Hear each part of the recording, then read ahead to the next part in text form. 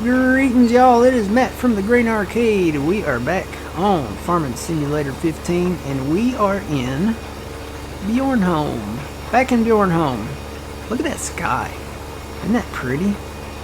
That's God's painting right there. I always look at the skies and I'm like, you know what? God sure does do some good paintings, and that's a good painting there. All right, so we are back, and we got all this plowed together, these fields. Did a barley harvest, I think, off of this, and yeah, we've got some good numbers here. So we've got 378,000 back left of barley. I hit a great demand for wheat, so we sold the wheat. We made a little money, bought a few things. But yeah, we've got 378 of barley, 373 of canola. So we're just waiting for that great demand. And yeah, we've got a little bit of grass down there. I need to work on that, and that's where the new stuff will come into play there. So I'm gonna let this guy go and continue planting. We also bought another seeder, and then we bought these two fields, and it's just south of where that guy is planting over there. So I see eventually plowing this all kind of together. But I planted the canola in these as well. I think we've got enough acreage now that we can have separate crops. So what I'm going to do, I'm actually going to fold this up. I'm going to let that guy keep running over here. He should plant all this on his own. And I think we want to do probably wheat, since we have plenty of barley. I think we're going to do wheat. And I don't know why, the harvester always misses that corner. I'm going to have to, I guess, do some inroads down here on this field. And that's like a little drive there. If I had the painting tool on 15, I would make that like gravel or something. But we don't have the landscaping tool on 15. It's kind of sad. Sad times. I don't know why I went this way. This is the long way around.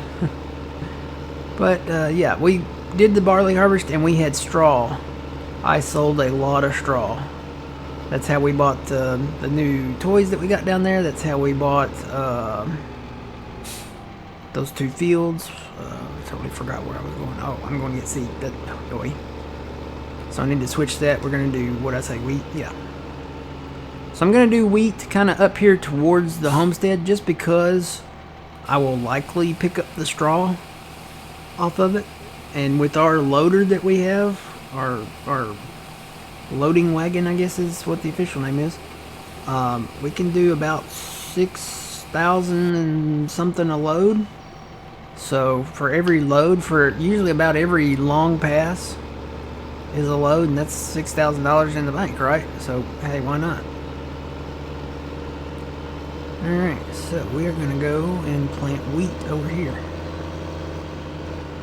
I may do wheat in that backfield back there, kind of right over yonder ways, but I haven't decided yet. I know I'm going to do wheat up here, and I need to get these fields plowed together at some point. Alright, so I'm going to hire this out. This is a no-till drill, so I don't have to cultivate this. There we go, go. There we go, yep. So he'll plant the wheat there. We have new stuff, and you can't teleport on this one, can you? Where's the map?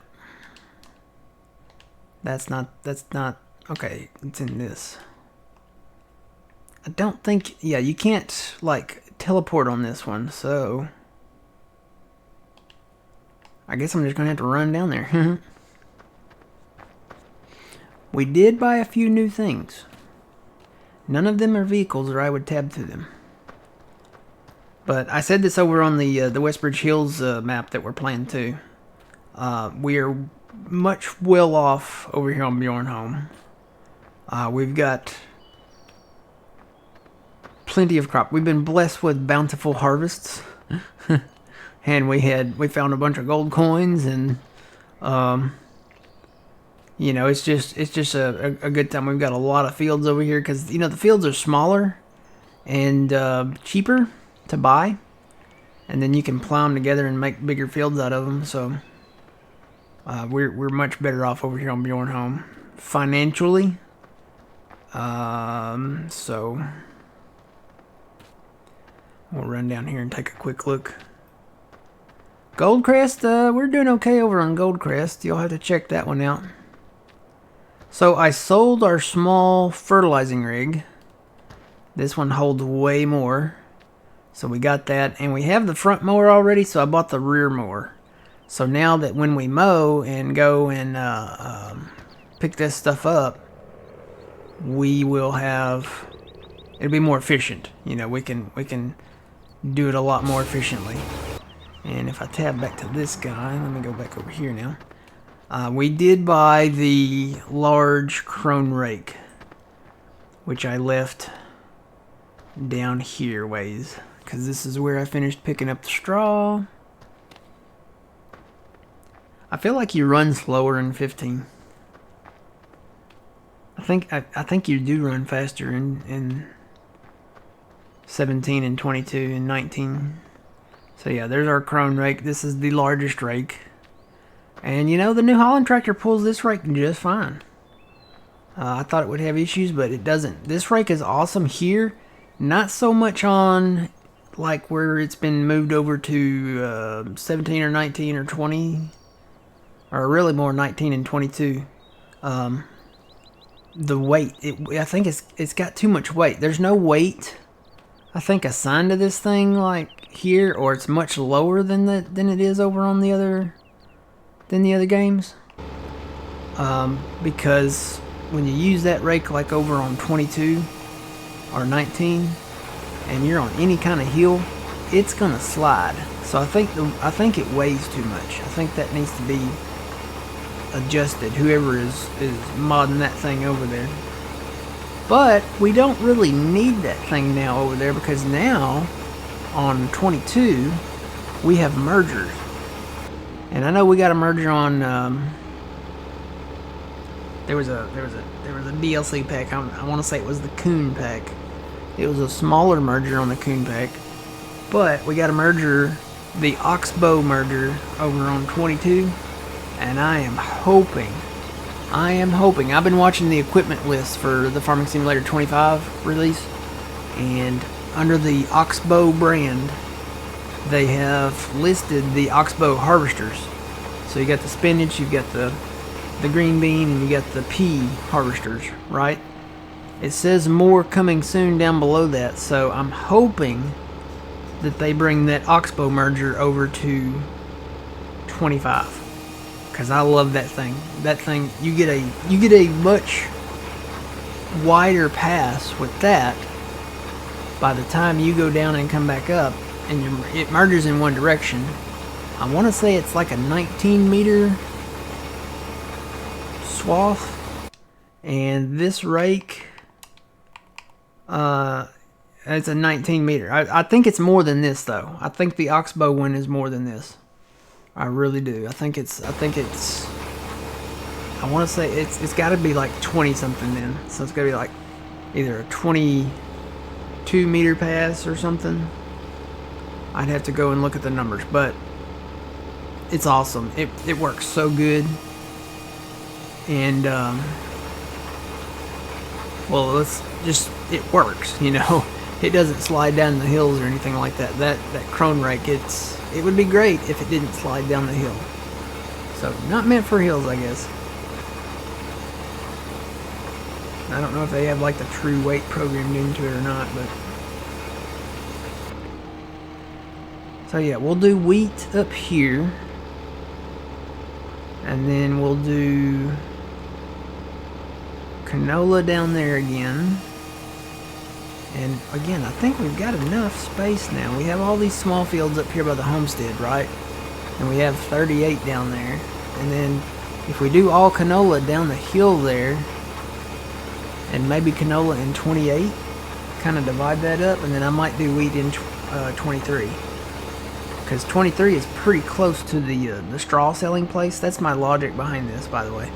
if it's close to the straw selling place. So if we buy field 36 and 37, I might put those in wheat at some point, or like some type of straw crop,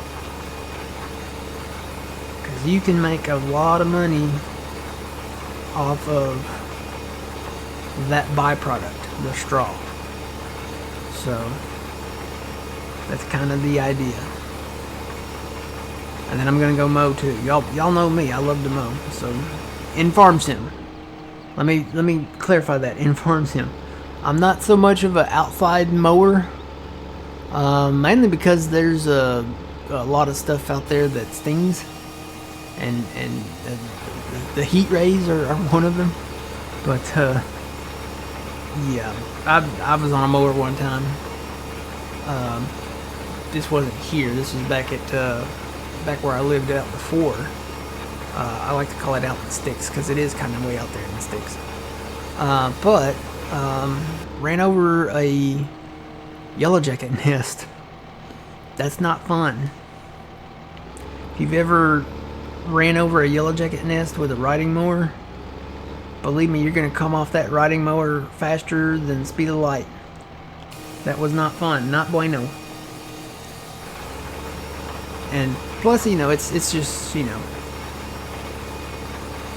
it's one of those things that, you get all the debris in your eye, and it's hot. And if we had a dry heat and it wasn't so humid, and it's not so much the heat, it's the humidity that'll kill you, that'll get you. So yeah, it's like two saunas outside, here in the deep south, and it's muggy. It's very, very muggy. It's hard to breathe. It's really, when they issue air quality alerts, is that what they're called, or ozone alerts, where you might have a hard time breathing, even if you don't have a hard time breathing normally, then that's not good. That's bad. That means it's dangerous outside. You could have a heat stroke. I can't tell you how many people we have had come into the emergency room and have had a heat stroke just from mowing their yard. And they were on riding mowers. They weren't even on push mowers. They were on riding mowers. So now the time of day that they did it probably made probably a larger difference. But sometimes you only have certain times of the day to do stuff. You might be busy, you might have plans, you might have other stuff that you got to do. So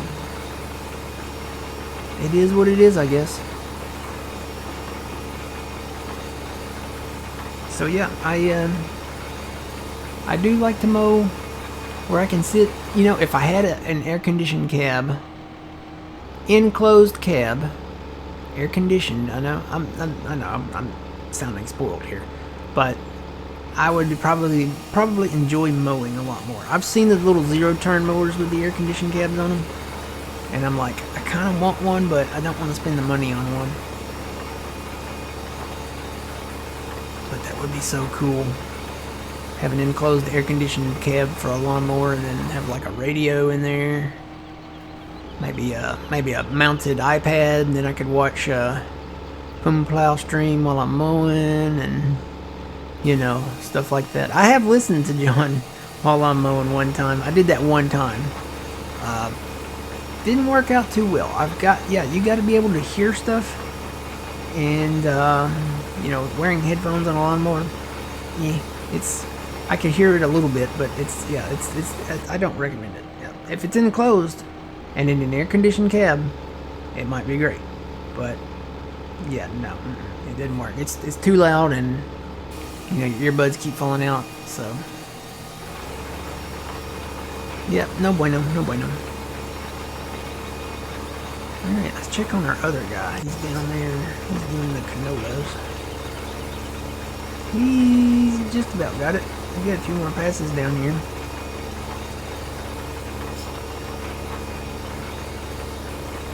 I guess I could run down to the biogas. I would literally have to run down there though, because I don't have, unless I drove the combine down there. I might as well just run down there though. I think I've got some silage down there that I can maybe blanket. But you know what? I bet I've got to run over it. I bet I got to compact it. You know, you got to drive over it and compact it. I don't think I ever blanketed that down there. I know I blanketed the silo over on Westbridge, but I think I'll have to compact that. So we'll wait on that, I guess. I am hoping that I'll hit another great demand. I don't think I will in this time frame. I don't think they come late in the evening, and it's 6:41 now. Oh, dude, Wheel of Fortune's on, man. We should have gone over here and watched Wheel of Fortune. It's not the same anymore. You know, Pat Sajak retired. I grew up watching Pat Sajak and Vanna White. They were Wheel of Fortune. You know, Ryan Seacrest, you know, for New Year's Eve, okay, what was he on before? Was it American Idol that Ryan Seacrest was on? He was on something before. It was either that or one of the other ones.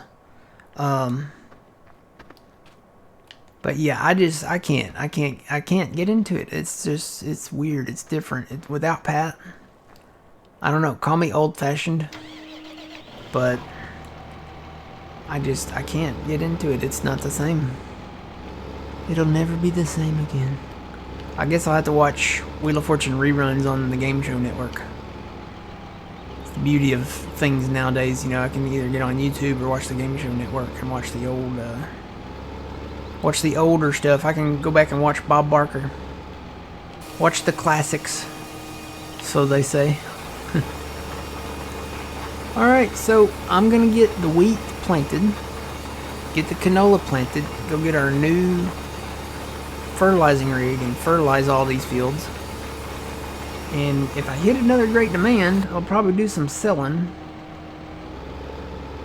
Which, we've got enough crop right now. I think we could probably do some selling, you know, and not wait for the great demand. And still make decent amounts of money here, so. Because again, I don't know how much longer we're going to be on this throwback series. You know, 10 years of Farming Simulator. And the 10 years of Farming Simulator is my 10 years of Farming Simulator. Farming Simulator, I know it's been out longer than that, but for me, it's my 10 years of Farming Simulator, so. But yeah, I don't know how much longer we'll be on here. We're getting so close to the release now. We're less than a month away from the release of 25. And when 25 does hit, that's what we're going to switch over to. I'm going to take a break. The weekend, we won't be streaming the weekend before the release of 25. Take a little break there. Probably watch some online stuff about that, and then yeah, we got a big week planned that week. Me, Phil, and Old Man are off those weeks, or those days, those weeks, Lord. We're off those days, and we'll be playing a lot of Farming Simulator 25. Probably watching a lot of John too, Puma Plow, twitch.tv/Puma Plow. Probably be watching a lot of him because he'll be playing a lot of it too. Hopefully he has his Christmas lights all maybe done and sorted out by then, but he should be playing it too. So it'll be us, and then John, and then us, and then John. Because I'm assuming he's going to sleep in there somewhere. I don't know when we will, but I'm assuming he will. So anyway, we'll get all this done, get all this planted, come back, and maybe do some selling. I'm kind of thinking about it now. You know, we might not have to wait for a great demand. We got enough crop, we got enough barley and enough canola, probably to buy the world. So we might do that in the next one. All right, sounds good to me. It's a plan. Until the next time, remember, you reap what you sow. Boy, it's still a pretty sky back there, isn't it? Look at that, so pretty. All right, it's Matt from the Grain Arcade. We'll see y'all later. Have a good one.